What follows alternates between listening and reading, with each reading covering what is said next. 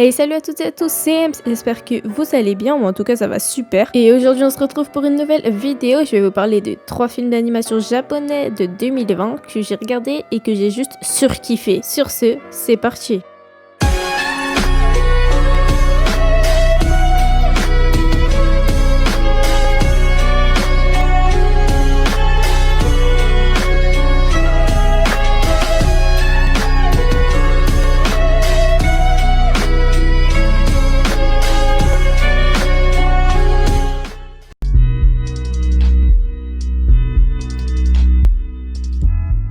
La veille des vacances d'été, Mamoru découvre que sa voisine Aya, dont il est secrètement amoureux, va déménager. Coup dur pour Mamoru. Il lui propose donc de fuguer une semaine pour fêter ses 17 ans. Ils se cachent dans une usine désaffectée où ils sont rejoints par leurs amis. Ils découvrent bientôt qu'ils ne sont pas les seuls à se cacher là. Un jeune réfugié thaïlandais tente d'échapper à la police en attendant de retrouver ses parents. La joyeuse escapade prévue par Mamoru se transforme alors en guerre de 7 jours pour sauver leurs protégés. Je l'ai découvert sur YouTube. Franchement, je suis tombée par hasard dessus. Pour le coup, je m'ennuyais, donc c'est sûr que là ça m'a fait bien passer le temps. J'ai même pas parlé français, je crois qu'on dit ça m'a bien fait.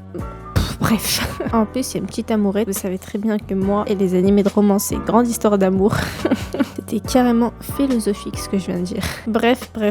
Il touche pour genre Slice of Life et School Life. Je crois que c'est disponible sur des sites de streaming. De toute façon, si je vous trouve le lien YouTube, je vous mettrai tout en description. Voilà.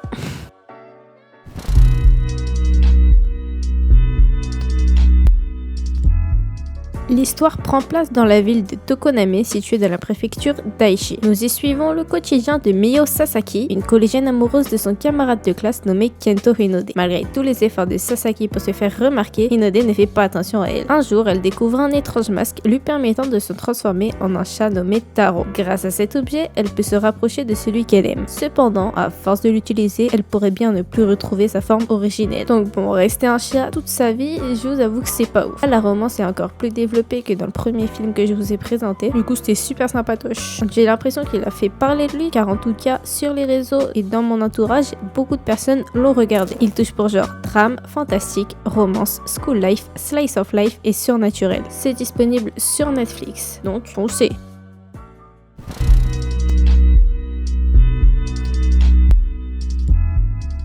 Le jeune lycéen, Hodaka fuit son île pour rejoindre Tokyo. Sans argent ni emploi, il tente de survivre dans la jungle urbaine et trouve un poste dans une revue dédiée au paranormal. Un phénomène météorologique extrême touche alors le Japon, exposé à de constantes pluies. Donc en gros, il pleut de ouf. Hodaka doit alors enquêter sur l'existence de prêtresses du temps. Peu convaincu par cette légende, il change soudainement d'avis lorsqu'il croise la jeune Hina. Bah clairement, c'est le meilleur des trois.